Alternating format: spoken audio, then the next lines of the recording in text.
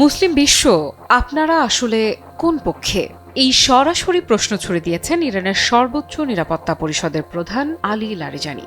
আর এই এক প্রশ্নেই যেন নতুন করে আলোচনার কেন্দ্রে উঠে এসেছে গোটা মুসলিম বিশ্বের অবস্থান। যুক্তরাষ্ট্র ইসরায়েলের বিরুদ্ধে চলমান সংঘাতে ইরান তাদের অবস্থান পরিষ্কার করেছে। পিছু হটার কোনো সুযোগ নেই। আলী লারিজানির ভাষায় এটি শুধু একটি আঞ্চলিক যুদ্ধ নয়, বরং একটি আদর্শিক লড়াই। একদিকে যুক্তরাষ্ট্র ও ইসরায়েল, অন্যদিকে ইরান সমর্থিত প্রতিরোধের অক্ষ। কিন্তু প্রশ্ন হচ্ছে, এই লড়াইয়ে মুসলিম দেশগুলো কোথায় দাঁড়িয়ে?